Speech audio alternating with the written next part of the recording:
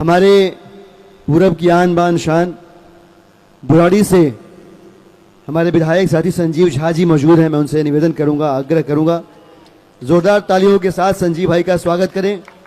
संजीव भाई इस मौके पर अपनी बात रखेंगे। संजीव जी। बहुत बहुत धन्यवाद और आभार दिलीप भाई। एक बार जोर से नारा लगाइए, भारत माता की, भारत माता की। अभी हम लोग पीछे बैठकर बात कर रहे थे कि जिस तरह से लगातार 10 बजे से आप सब लोग यहां पर बैठे हैं और कोई भी उठकर नहीं जा रहा है, ये दर्शा रहा है कि किस कमिटमेंट के साथ आप सब लोग यहां आए। एक बार अपने लिए जोरदार ताली बजा दीजिए। जब मैं सुबह में आया तो हमें कई मीडिया के साथियों ने पूछा कि आज के इस उपवास का मकसद क्या है, तो हमने उनको भी कहा कि आज हम सब जो यहां उपवास पर बैठे हैं वो इसलिए बैठे हैं कि दिल्ली की जनता के लिए अरविंद केजरीवाल जी ने कई उपवास किए, और जब दिल्ली की जनता के लिए अरविंद केजरीवाल जी ने जो उपवास किया उसके फायदे दिल्ली को मिले। दिल्ली के लोगों के बिजली फ्री आए, दिल्ली के लोगों का पानी मुफ्त हुआ, दिल्ली के गरीब बच्चों को अच्छी शिक्षा मिली, दिल्ली के लोगों के स्वास्थ्य की सुविधा मिली, दिल्ली के लोगों को, दिल्ली की महिलाओं को, दिल्ली के माताओं को बसों में यात्रा फ्री मिली, बुजुर्गों को तीर्थ यात्रा फ्री मिला। अब हर महिला को 1000 देने का वादा भी पूरा करने वाले थे। तो दिल्ली के जो लोगों को फायदा हुआ, आज जब अरविंद केजरीवाल जी जेल में, और अरविंद केजरीवाल जी जेल में इसलिए हैं कि देश का तानाशाह डर गया है, तो इसीलिए आज दिल्ली के वो सब लोग जिनको दिल्ली के इस 10 साल के गवर्नेंस से फायदे हुए हैं, वो आज यहां पर उपवास पर यहां बैठे, जहां अपने घर में अपने घर पे बैठे हैं। वो चाहते कि अरविंद केजरीवाल जी को आशीर्वाद मिले, उनको वो शक्ति मिले, उनको ताकत मिले कि तानाशाह को आंख में आंख डालकर चुनौती दे, तानाशाही को खत्म करें। दोस्तों, मैं 10-15 दिन से मैं ये सोच रहा हूं कि हमें आजादी दिलाने के लिए हमारे पूर्वजों ने फांसी के फंदों पर झूल गए, बहुत सारे बलिदान देने पड़े, लेकिन आजादी के 75-80 साल बाद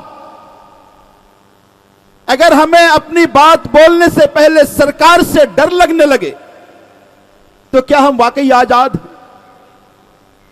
और अगर हम आजाद नहीं है तो क्या हम आजादी की लड़ाई नहीं लड़नी चाहिए?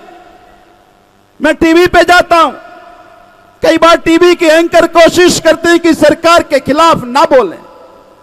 मैं उनको भी कहता हूं कि यह लड़ाई हम इसलिए लड़ रहे हैं कि कल से आप बेबाकी से किसी सरकार से सवाल पूछ पाए। आज आप बेबाकी से सवाल नहीं पूछ पा रहे, तो कोई हम अपनी आजादी के लिए नहीं, हम उस टीवी के एंकर की आजादी के लिए भी अपनी ये संघर्ष कर रहे हैं, ये लड़ाई लड़ रहे हैं। मैं उस टीवी के एंकरों को भी कह देना चाहता हूं कि रास्ते 2 ही हैं, या तो मर के मरो या लड़ के मरो। तो ये लड़ के मरने का वक्त आ गया है। अगर डर डर के बोलोगे तो फिर बोलने का मौका नहीं मिलेगा। मुझे ये लगता है कि अगर अभी नहीं बोले तो फिर दोबारा बोलने का आपको मौका भी शायद ना मिले। ये 400 पार का दम भरा जाता है। ये 400 पार का दम क्यों भरा जाता है? ये 400 पार का दम इसलिए भरा जाता है कि कल को मोदी जी को पता है कि अगर हम सत्ता से गए तो हमारा जगह जेल में, तो कुछ इस तरह से कर जाए कि रशिया की तरह जब तक नरेंद्र मोदी रहे तब तक प्रधानमंत्री रहे, ताकि उनको जेल का दरवाजा ना रहना पड़े। तो इसीलिए लड़ाई बहुत बड़ी है। यह भ्रष्टाचार की बात हो रही है। यह भाजपा वाले आपको याद होगा जब ये एक्साइज घोटाला की बात हुई थी, पहले कहा कि ये 10,000 करोड़ का घोटाला है, 10,000 करोड़ का घोटाला है, फिर कहा 350 करोड़ का घोटाला है, किसी ने कहा कि भाई 150 करोड़ का घोटाला है, किसी ने कहा 100 करोड़ का घोटाला है, ईडी ने कहा 35 करोड़ का घोटाला है। अब इससे 4 दिन पहले इनके एएसजी ने यह कहा कि 80 लाख का घोटाला हुआ है। और मजे की बात यह है, कह रहे वो जो घोटाला हुआ है वो पैसा खर्चा हो गया इसलिए ट्रेल नहीं मिल रहा। मैं परसों किसी टीवी चैनल पे था, मैंने कहा यही ईडी वाले आज के 10 दिन बाद कहीं ये ना कह दें कि मैं अरविंद केजरीवाल जी के घर गया था छापा मारने के लिए, मैंने दो मफलर देखा था, उसको हमने सीजर रिपोर्ट में नहीं लिखा, लगता है ट्रेल वही है। हम अरविंद जी को कहते हैं मफलर दो, कहते हैं हम नहीं देंगे, वो जाके कोर्ट में कहे योर ऑनर वो मफलर दिला दो, ट्रेल हमें मिल जाएगा। ये मजाक बना कर रखे हुए, क्या मजाक है ये। तो मैं ये कहना चाहता हूं दोस्तों, आप इतिहास पढ़ते हैं, आजादी की लड़ाई थी, 1919 में रॉलेट एक्ट लाया था। क्या था रॉलेट एक्ट? यही तो था कि पुलिस को इतना असीमित पावर दे दो कि अगर कोई सरकार के खिलाफ बोले तो बिना सबूत के, बिना गवाह के उसको उठाकर जेल में बंद कर दो। तो अंग्रेज ने लाया था रॉलेट एक्ट और मोदी जी ने लाया पीएमएलए एक्ट। तो अंग्रेजों के उस रॉलेट एक्ट के खिलाफ गांधी जी ने आंदोलन किया था, अब ये मोदी जी के पीएमएलए एक्ट के खिलाफ अरविंद केजरीवाल आंदोलन कर रहे हैं। दोस्तों ये लड़ाई बहुत बड़ी है, हम ये जानते हैं, हम ये मानते हैं कि कई बार आपके जब दिन बुरे आ जाते हैं तो आपके कर्म बुरे हो जाते हैं। तो ये मोदी जी ने अरविंद केजरीवाल जी को जेल भेज करके अपने कर्म बुरे कर दिए। जब अपने कर्म बुरे कर दिए तो समझ लीजिए इसके दिन बुरे आ गए हैं। अब इनके तानाशाही का अंत का समय आ गया है। और वो अरविंद केजरीवाल जी को जेल भेजने की भूल इसलिए किया कि ऊपर वाले भी चाहते थे कि इस तानाशाही के अंत का माध्यम अरविंद केजरीवाल बने।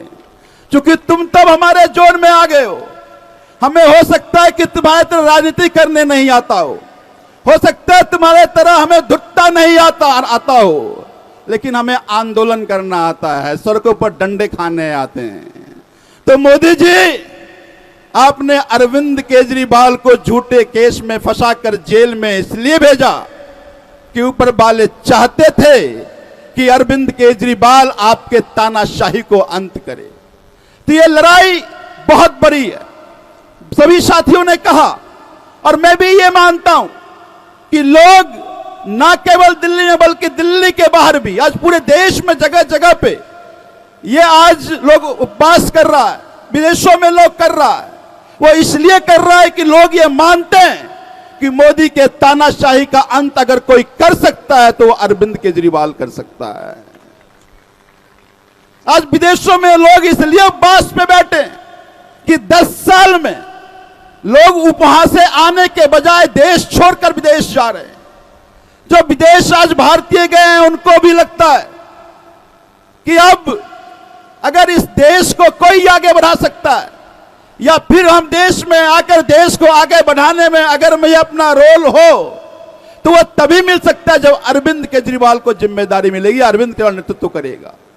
तो आज जो लोग ये बैठ के अपने उपवास के जरिए अरविंद केजरीवाल जी को आशीर्वाद दे रहे हैं, मुझे ये लगता है यहां से एक नया रास्ता खुलता है। समय बहुत नहीं है, ये 1-1.5-2 महीने का समय फिर दोबारा नहीं आएगा, या हो सकता है कभी ना कोई चूक हो जाए। तो इसीलिए चूक ना हो ये जिम्मेदारी हम सबको लेनी पड़ेगी, हम सबको मिलकर के लेनी पड़ेगी। तैयार है ना? तैयार है ना? हमने देख लिया है इनके दमन में कितनी ताकत। संजय भाई ने बताया कि इन्होंने तो जेल में भेजा था। जब संजय भाई जब संसद में दहाड़ते थे तो उनके आवाज को बंद करने के लिए जेल में भेजा, लेकिन शेर को जादर पिंजरे में आप बंद नहीं रख सकते। शेर जब पिंजरा तोड़कर आता है तो ज्यादा हिंसक होता है। आपने ये देख लिया जब उन्होंने अपने छूट कर जब आए थे, हिंसक किस तरह का मैं बताता हूं। जब छूट कर जब आए थे और जब अपने आईटीओ ऑफिस से उन्होंने दहाड़ा तो कई लोगों की नींद हराम हो गई। तो इसीलिए आप अपनी कोशिशें कर लो। तुम जितने कोशिशें करोगे यहां से उतनी मजबूती से दहाड़ा जाएगा।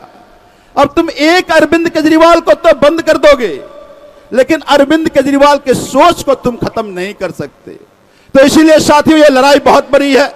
अंत में इतना ही कहना चाहूंगा कि हम सब लोग अब ये प्रण लें कि ये एक एक दिन न केवल दिल्ली बल्कि पूरे देश में हमारा एक ही उद्देश्य है कि नरेंद्र मोदी के तानाशाही का अंत 2024 में करना है। तैयार है ना?